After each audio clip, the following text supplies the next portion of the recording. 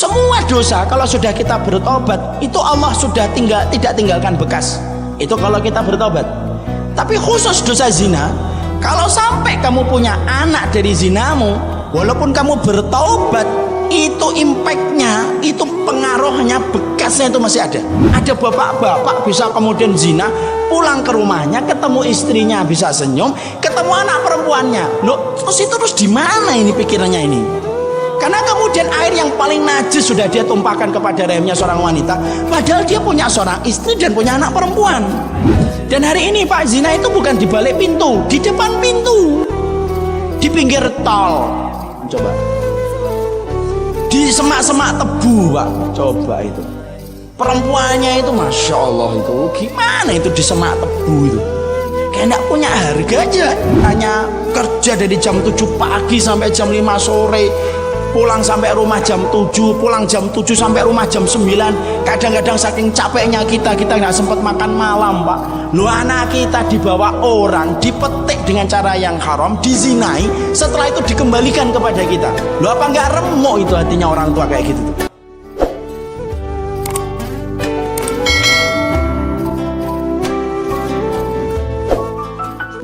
Makanya sampai kemudian kita jumpai apa yang disampaikan oleh para hukama, ahlul hikmah, para salaf itu, azina dainun, zina itu utang, wa qada'uhu fi ahlihi, dan kamu itu akan membayar lewat keturunanmu kalau kamu tidak bertobat. Coba, akan membayar lewat keturunan kita. Fulan berzina dengan seorang fulanah, kemudian dia tidak bertobat, maka kemudian ada di antara keturunannya yang akan dizinai orang lain persis sebagaimana dia telah menzinai seorang wanita. Karena apa? Ya karena saking besarnya itu. Makanya sampai tidak ada dosa Pak yang meninggalkan impact sampai bekas itu, kecuali dosa zina Pak. Semua dosa kalau sudah kita bertobat itu Allah sudah tidak tinggalkan bekas. Itu kalau kita bertobat. Tapi khusus dosa zina, kalau sampai kamu punya anak dari zinamu, walaupun kamu bertaubat, itu impactnya, itu pengaruhnya, bekasnya itu masih ada. Orang Pak kalau kemudian meninggalkan sholat, dia bertobat gitu, Allah hapus. Allah tidak akan jadikan mukanya bopeng gitu, tidak akan Allah jadikan gitu. Orang minum khamr kemudian dia bertobat, sudah Allah terima insya Allah tobatnya kalau dia tobatan nasuha. Tapi kalau ada orang zina kemudian sampai hamil, punya anak, walaupun bertaubat, itu Allah tinggalkan bekasnya, dan Allah masih tetapkan hukuman walaupun dua-duanya sudah bertaubat. A zina sama B lahir C. C ini tidak boleh bernasab kepada A, tidak boleh C bin A, haram, tidak boleh. A nggak boleh kemudian mengaku ini adalah anak kemudian syar'inya, tidak boleh, hanya bisa mengaku anak biologisnya. Nanti kalau A mati, C tidak bisa mewarisi. Kalau C mati, A tidak bisa mewarisi. Kalau C nanti nikah, kalau dia perempuan, A tidak bisa nikahin Pak. Maaf, walaupun yang berzina sudah bertobat dengan tobatan nasuha. Jadi nanti kalau misalkan ada anak lahirnya ini sebelum ijab qabul, sudah nempel itu zighatnya itu ke rahim wanita, terbentuk sebelum terjadinya qabil tu nikah wa tazwijaha bimarin madkurin halan, maka zighat itu kalau terbentuk sampai menjadi zanin, sampai kemudian dia jadi anak itu perempuan, nikah, bapaknya tidak boleh nikahin walaupun sudah bertobat. Kenapa?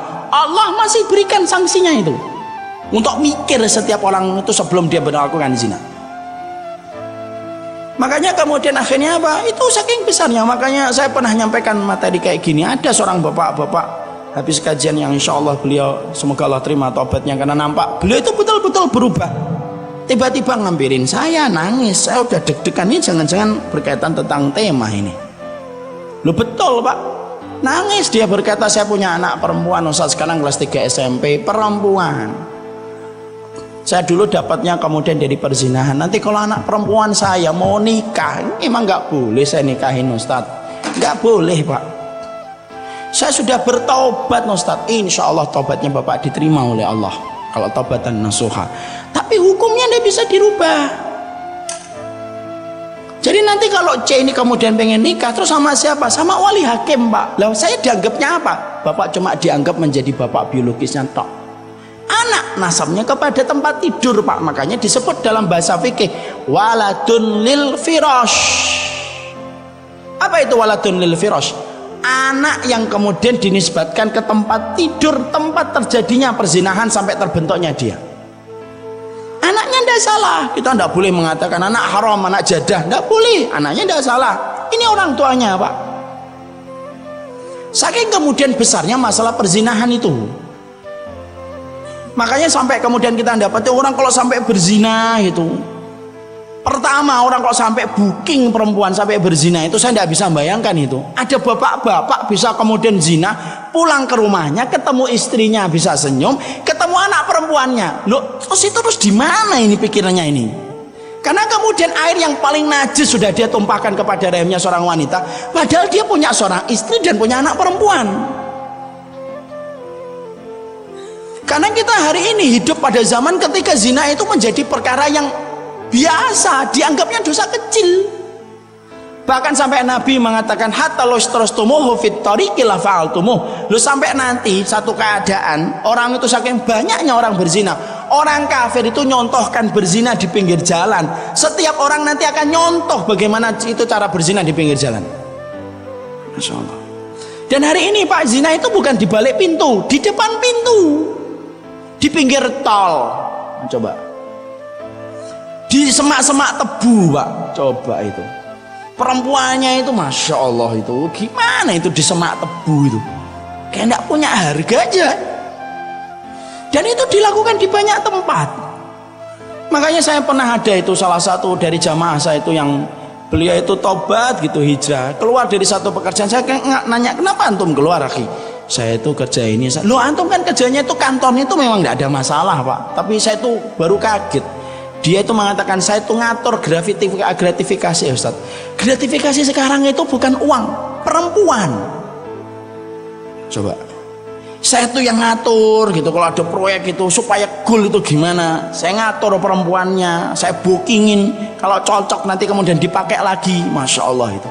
Loh, kalau saya nggak dengar dari orang yang ngaji sendiri sama saya, susah saya percaya. Tapi itulah kenyataan yang terjadi. Padahal itu perkara besar di sisi Allah itu. Makanya saya tidak bisa habis pikir itu kalau kemudian kita susah payah, Pak, ngerawat anak perempuan kita gitu, istri kita kemudian bersihkan kotoran, kemudian nyedot ingusnya ketika anak kita masih kecil, kitanya kerja dari jam 7 pagi sampai jam 5 sore, pulang sampai rumah jam 7, pulang jam 7 sampai rumah jam 9. Kadang-kadang saking capeknya kita nggak sempat makan malam, Pak.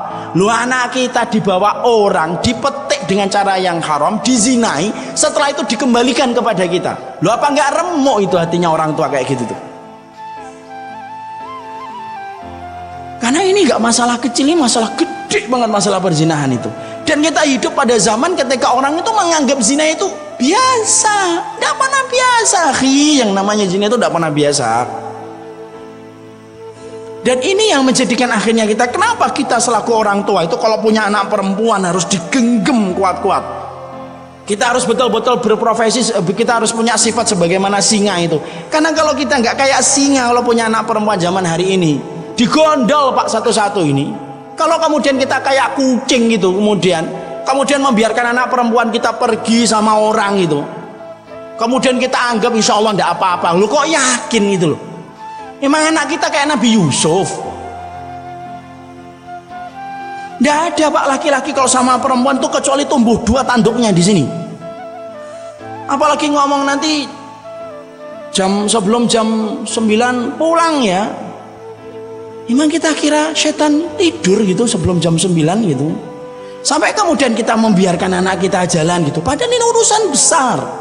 Sampai ada laki-laki yang berzina, makanya sampai Allah mudahkan proses pernikahan itu. Kenapa? Kenapa Allah jadikan pernikahan itu gampang betul, Pak? Coba kalau lihat syariat yang menggampangkan pernikahan itu cuma Islam.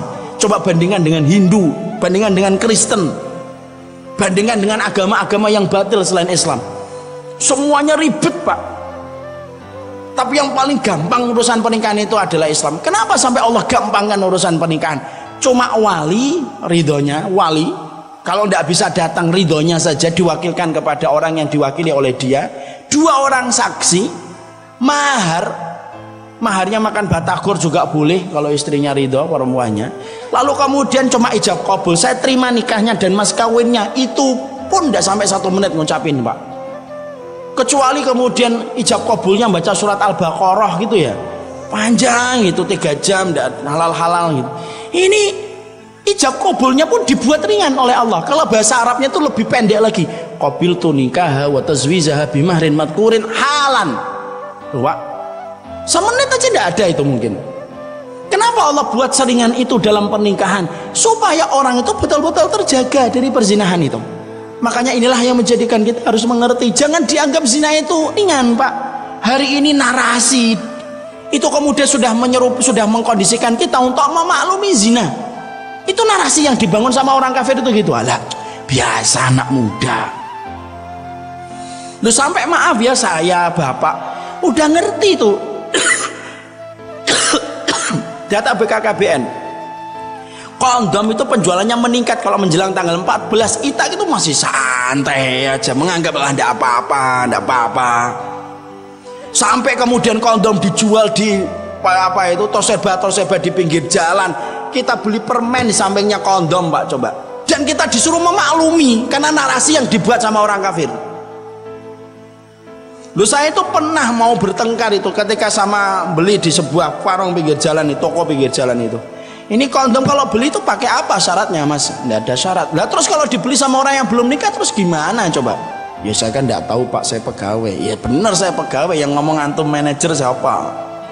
Tapi ini gimana saya bilang itu? Saya ambil itu Pak. Saya ambil itu kondomnya itu. Kalau dibeli sama coba adik kamu beli ini terus gimana coba? Yang beli pacarnya, kamu nggak ngerti itu pacarnya, beli yang kemudian yang layanin kamu. Kondom itu dipakai kemudian untuk menzinai adik kamu, coba. Kondom itu Pak sekarang nggak di tempat yang tinggi, yang susah harus pakai surat nikah, enggak Pak. Bapak punya uang berapa itu saya nggak ngerti harganya. Nanti kalau saya sebutin harganya disangkanya pernah beli. Saya nggak ngerti itu harganya berapa itu. Tapi kemudian di situ sampai kemudian kita mendapati loh, sampai orang segampang itu.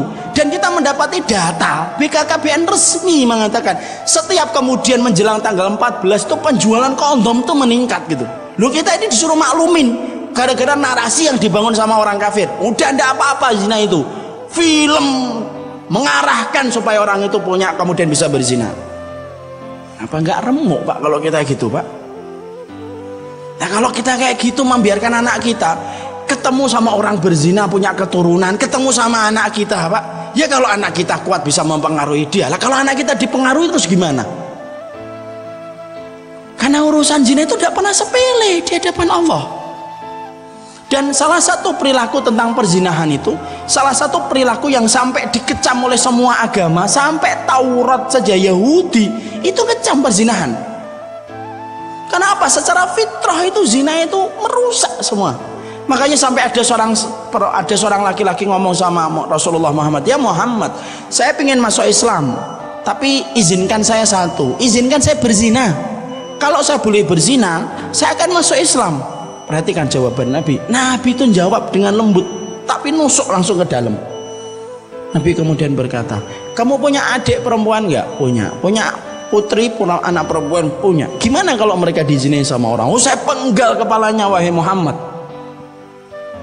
Rasulullah kemudian berkata, sebagaimana kamu marah ketika orang yang kamu cintai dizinai sama orang tanpa harga, orang lain pun marah kalau orang yang mereka cintai kamu zinai. Langsung orang itu genggam tangannya Rasulullah berkata, asyhadu an la ilaha illallah wa asyhadu anna Muhammadar Rasulullah. Itu Pak yang harusnya kita pahami. Saya tuh cuma mengajak, kenapa Ustaz kok ngegas banget? Saya enggak ngegas. Saya cuma kemudian mengajak kita itu untuk melawan narasi yang sudah dibangun gitu loh. Ini ada narasi yang sedang dibangun bahwasanya kita disuruh memaklumi zina. Dan itu salah. Karena kemudian termasuk sihir itu narasi Pak. Itu termasuk sihir. Makanya Rasulullah sudah mengatakan inna minal bayani la sihr. Sesungguhnya sebagian dari keterangan itu sihir. Karena merubah yang hak jadi batil. Kalau sihir bayan, kalau bahasa akidahnya itu sihir bayan, Pak. Kalau bahasa kekinian dalam konteks komunikasi publik itu namanya narasi. Anak kita dijejali dengan film di bioskop, disuruh untuk nyari pacar, kemudian dibuat anak-anak SMA itu romantis ketika mereka pacaran, supaya bayangan mereka ketika keluar dari bioskop, saya harus punya pacar kayak dia. Coba kalau kayak gitu, jangan rindu, berat. Coba.